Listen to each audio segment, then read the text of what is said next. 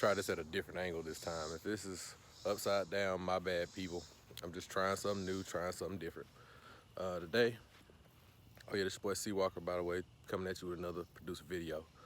Um, Today, I want to talk about a key side to this, and this the business side. One thing you guys got to realize about the music industry is that there is no set way to do business at all. Everybody has their own way, and some of it works and some of them doesn't. Um, I know some of my ways, just to name a few before I get into it, is just getting a down payment before anybody starts.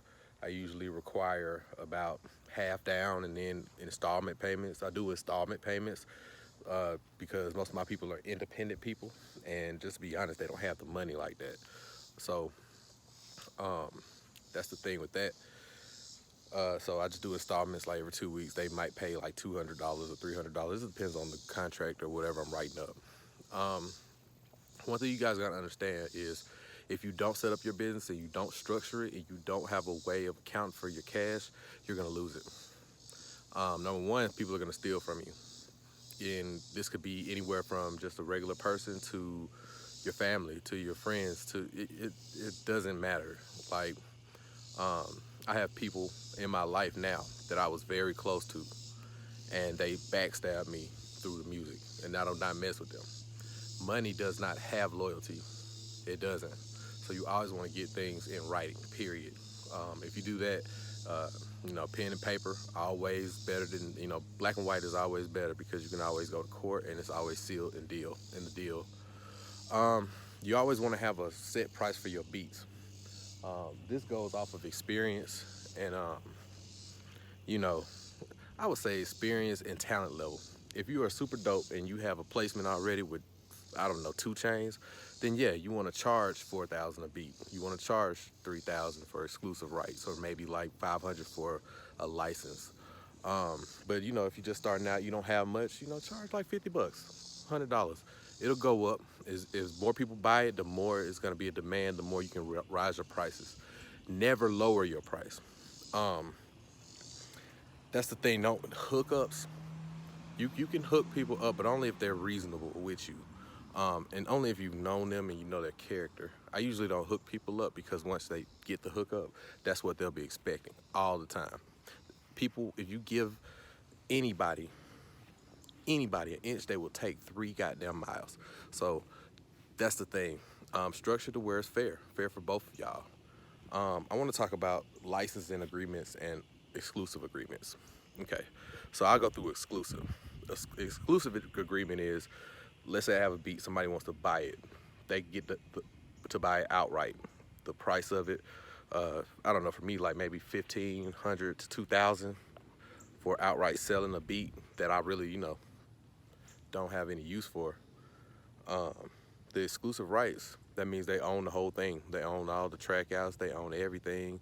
They own the only thing they don't own is my creativity. I still keep that producer credit, and you know what I'm saying. I get that on my royalties and different things like that. You can also make different things in your contract saying you get some licensing, but usually they get everything once they get exclusive rights. So don't do exclusive rights if you are in love with your beats and you never want to let them go, and it hurts you to let them go. Man, let that shit go. You'll make something else. Make something new, something way better. Beats come a dime a dozen. If you make a fire ass beat, it's only a matter of time before you make another one. So exclusive for me is always the way to go. The second way is licensing, and with licensing, they just pay a licensing fee. I'll explain it like an apartment. Um, with an apartment, you lease it right for a year, and then you have to renew your lease. That's all it is with leasing beats. So what you want to do, you want to get a beat you like. Well, not a beat you like. I'm sorry. You get a beat, you sell it for at least, I don't know, say $100, and your exclusive rights is 500.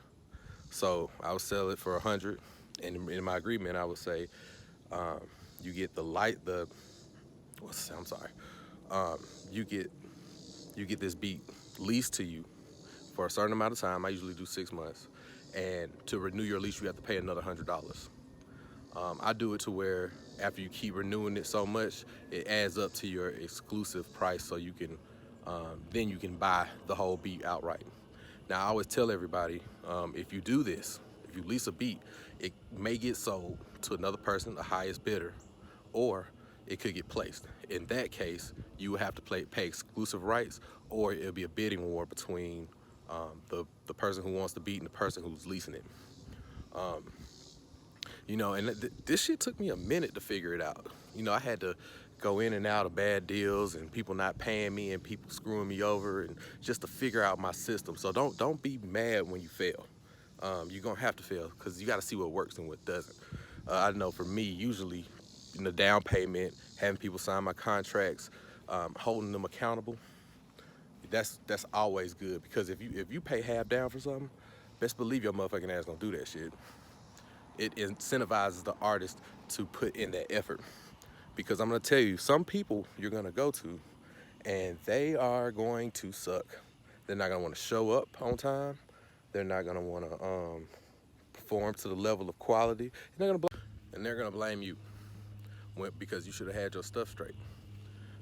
It's gonna prevent them from quitting, because if they quit, they lose money and they don't get their stuff. All you get is the recorded shit re-recorded. I'm not giving you files or none of that. And I usually only give files when people buy exclusive rights. They can have their vocal files, that's cool, but the beat files, no, not unless you have exclusive rights. So yeah, that's the big thing though. Today, I just want to say you got to structure your business, and try to figure out what works for you. If you're a new producer starting out, the best thing to do is just to go ahead and put your beats online. Get them heard. Go do beat battles. You know what I'm saying? You got to get clientele. You got to get people who generally fucks with you and come back over and over again. But you got to get out there. You got to find the clientele. You got to find people with money, and that's the big thing. So get out there, people. Start your business. I'm gonna come with more videos like this on businesses, but I just wanted to give y'all the difference between exclusive and non-exclusive, and basically non-exclusive is leasing a beat. So I just wanted to give y'all those differences and things like that. And I'm gonna do more videos like this on business, because I know this is probably the biggest thing. So like, comment, subscribe. Again, this is C Walker. I appreciate y'all listening to me. I'll be back next week with another producer video. Peace out.